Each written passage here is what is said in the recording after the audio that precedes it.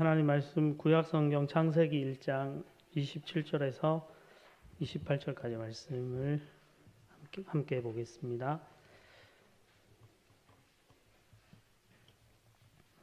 제가 27절 읽고 성도님들 28절 읽으시면 되겠습니다. 하나님이 자기 형상 곧 하나님의 형상대로 사람을 창조하시되 남자와 여자를 창조하시고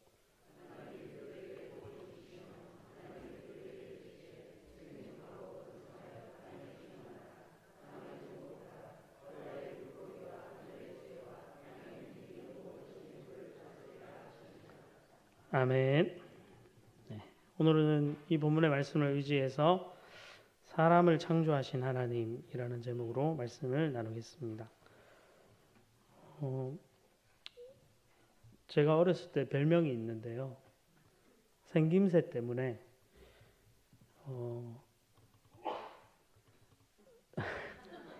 뭐였을까요? 좀 살이 좀 그때는 많이 없어가지고 더 놀림 받았는데 이제 동남아시아 쪽 이제 놀림 받고 좀 좋게 봐주는 인도 미남이다 뭐 이런 식으로 불러주기도 하고 그거랑 이제 같이 가는 별명이 하나 있었는데 이제 저쪽 원숭이 계열, 네, 원숭이, 오랑우탄 뭐 이런 거 있잖아요. 기분이 안 좋았습니다. 사람한테 왜 원숭이라고 놀리냐. 오늘 말씀을 이렇게 준비하면서 하나님이 우리에게 하나님의 형상대로 우리를 창조해 주셨는데 그 창조의 영광스러움이 얼마나 귀하고 복된 것인가 그런 이야기를 좀 하고 싶습니다. 하나님을 모르는 사람들은 사람의 기원을 원숭이나 이렇게 오랑우탄 이런 것처럼 이런 데서 찾죠. 그런 것이 고등생물로 이렇게 진화되면서 호모 사피엔스, 생각하는 사람이라는 종에 이르기까지 진화되어 왔다. 이런 이야기를 합니다. 우리 시대의 대표적인 그 진화론자는 리차드 도킨스라고 유명한 분이죠. 이기적 유전자, 뭐 눈먼 시계공 이런 책을 쓴 영국의 그 학자가 있고 그분과 같이 공부하신 분 중에 데스몬드 모리스라는 분이 있습니다. 이분은 1967년에 이제 털없는 원숭이라는 책을 써가지고 전 세계에 큰 반향을 일으켰습니다. 자그마치 세계에서 1000만 부가 넘게 이 책이 팔렸고 이 책의 내용은 인간을 동물의 관점에서 바라보면서 이제 관찰하고 서술한 책입니다.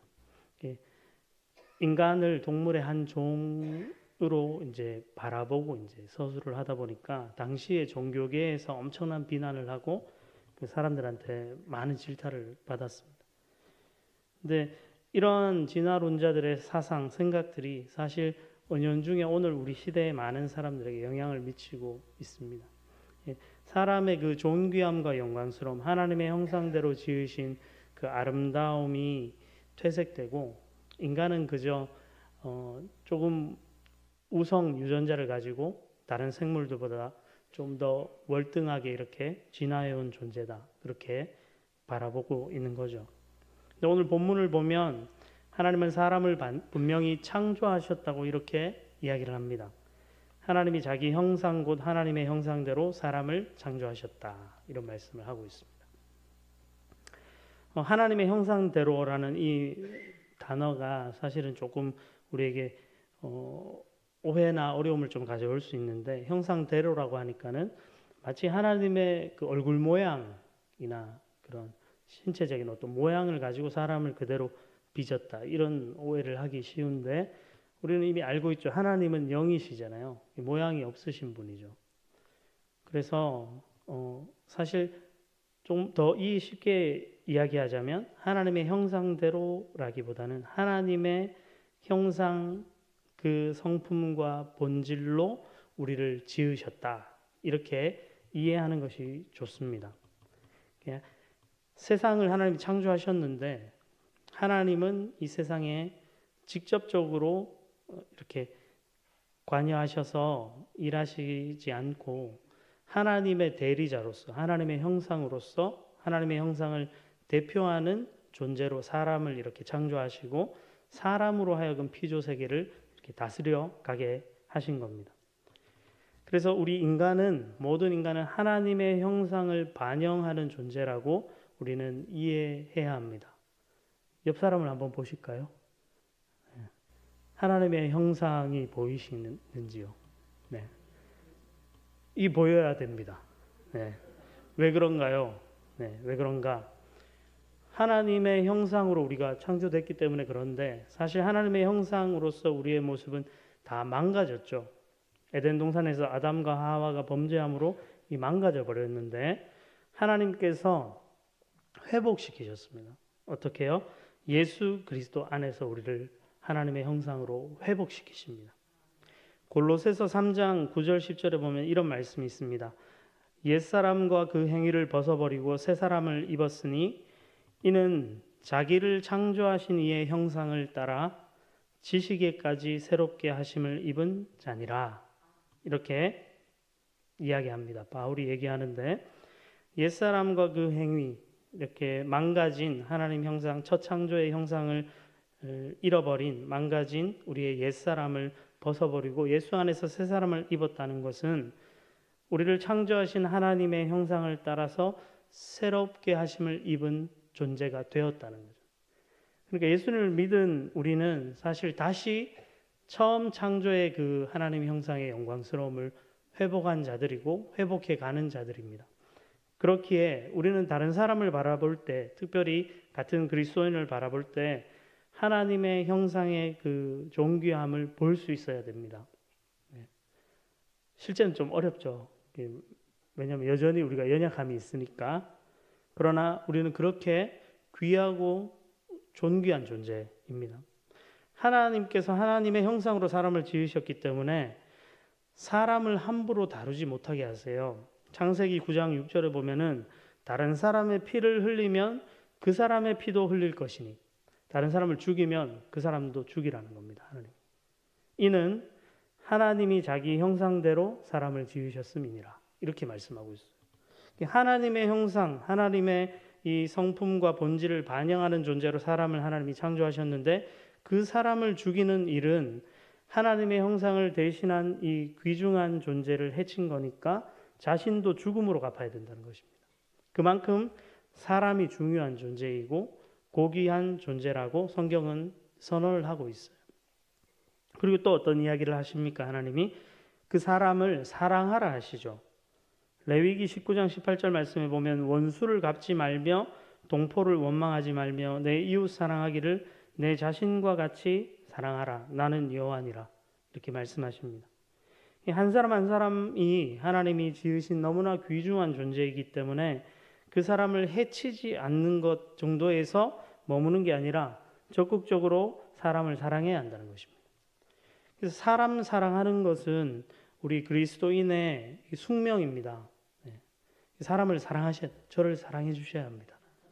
우리 담임 목사님을 막 사랑해 주셔야 되고 옆에 같이 신앙생활하는 우리 성도들을 사랑해 주셔야 되고 한 집에 있는 그 좀 때로 원수 같은 그 아내와 남편도 사랑하셔야 됩니다. 이거는 하나님의 뜻이거든요. 하나님의 뜻. 내가 싫다고 거부할 수 있는 이런 것이 아닙니다. 이 하나님의 형상으로 창조된 이 존귀함을 우리 자신 안에서 다른 사람 안에서 이렇게 발견하시고 그걸 잘 누리셔야 돼요. 이게 자존감, 자신감이 있어야 하는 겁니다. 옛날에는 저도 놀림 받으면 원숭이라고 학창시절 받으면 의기소침해지고 막 싫고 짜증나고 이랬는데 요즘에도 그런 그런 이야기를 하시는 분이 있어요. 저한테.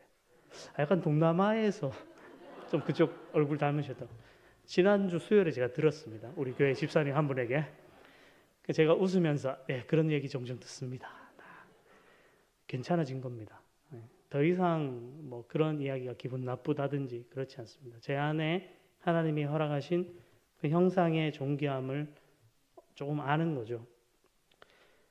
또 오늘 말씀에서 우리가 살펴볼 수 있는 두 번째는 사람은 남자와 여자로 창조되었다는 것입니다.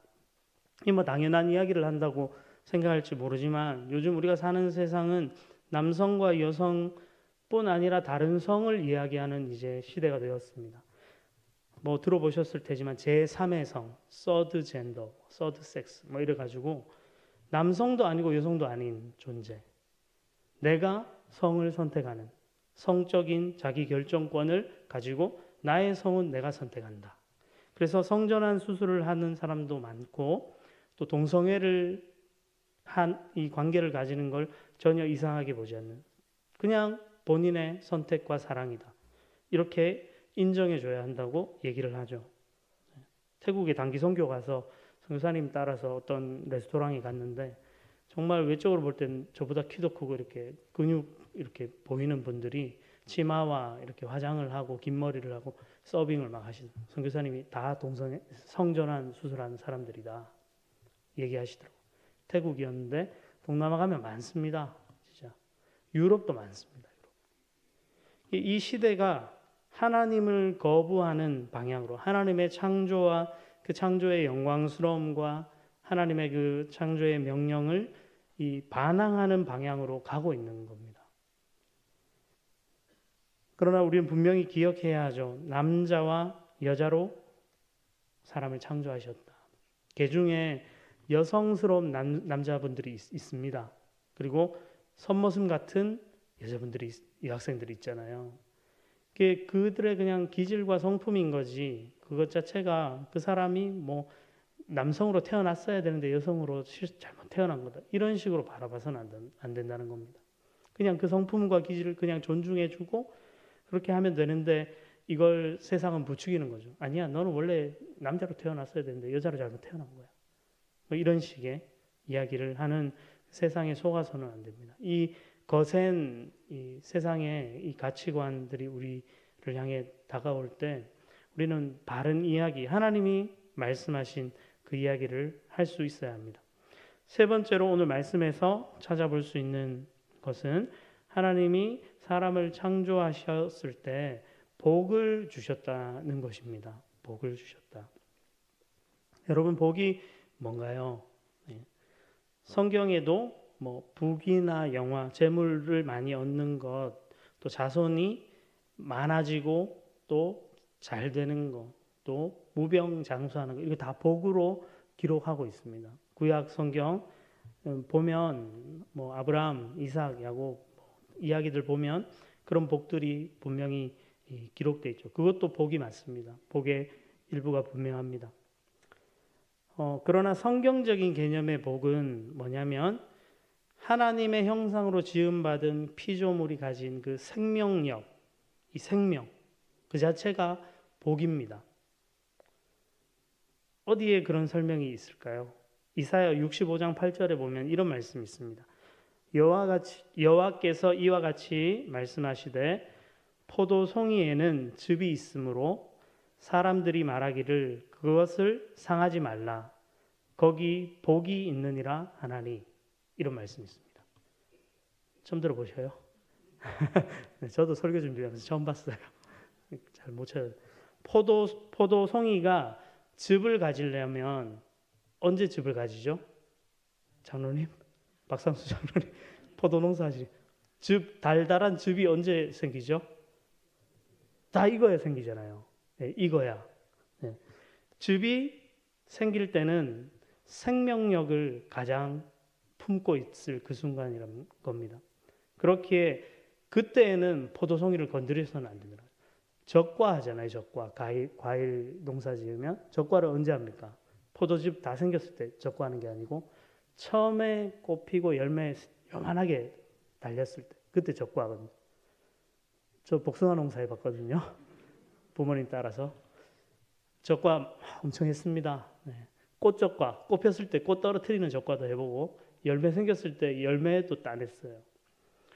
그때는 생명력의 풍성함이 없을 때 다른 열매의 풍성함을 위해서 적과를 하는데 할 수 있는데 즙이 생긴 포도는 상하게 하지 말라는, 따지 말라는 겁니다. 함부로 훼손하지 말라는. 왜냐? 거기 복이 있다. 성경이 이렇게 딱 선언해요. 그게 복이라는 겁니다. 생명력, 하나님이 창조하신 피조물이 가진 그 존재의 생명력 그 자체가 복입니다. 살아 있는 건 복이 있는 겁니다. 여러분은 지금 다 복이 있으신 거예요. 살아 계시잖아요. 살아 있는 모든 것은 복이 있습니다. 하나님이 사람을 그렇게 생명으로 창조하시고 복을 주세요. 이 창조 기사에뿐만 아니라 노아한테도 하나님이 이 세상을 심판하시고 노아에게도 복을 주신다고 이야기하고 아브라함한테도 너는 복이 될지라 복을 얘기하시죠. 이삭한테도 하셨을까요? 이삭 성경을 찾아보세요. 이삭한테도 복이 있다고 얘기하시고 그리고 야곱은 어떤가요? 본인이 복 달라야죠. 안 주면 내가 이거 씨름 내가 이거 손 못 놓는다고 하나님 나를 축복해달라고 그 복을 구하죠. 그 자손 뭐 요셉도 마찬가지고 아브라함의 후손들 이스라엘 백성들 그리고 결국에는 천하 만민이 복을 받을 것이라고 하나님이 성경에 이야기를 하세요. 그렇기 때문에 하나님은 사람을 창조하고 복을 주시는 분입니다. 우리는 여기에서 복 주시는 하나님을 정확하게 알고 있어야 됩니다. 하나님과의 관계 안에서 이 복을 누린다는 것이죠. 복은 다른 사람이 줄 수 있는 게 아닙니다. 돈이 주는 게 아닙니다. 네. 내가 좀 즐거워하는 것 그 자체에서 얻어지는 것은 결코 아닙니다. 하나님이 주셔야 됩니다. 하나님이 그 생명력을 가진 존재로서 우리가 이 세상을 살도록 복을 주실 때 우리는 그 하나님과의 관계 안에서 복을 누리는 것입니다. 그렇기 때문에 하나님과 늘 함께 동행하면서 사셔야 하는 것이에요.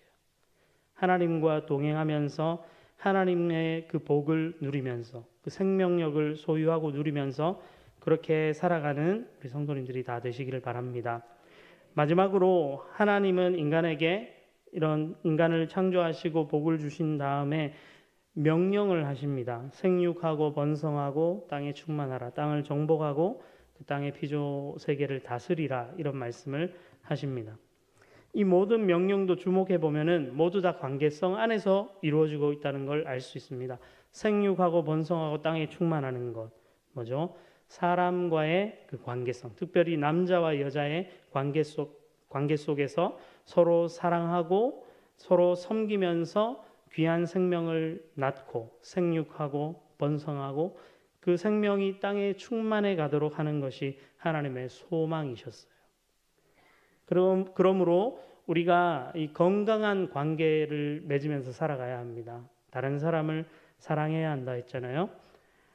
다른 사람과의 이 관계 속에서 건강하게 바람직하게 이 선한 관계를 맺으면서 그렇게 살아가야 합니다. 우리 시대에 지금 많은 청년들이 결혼 안 하겠다 이런 얘기 하잖아요.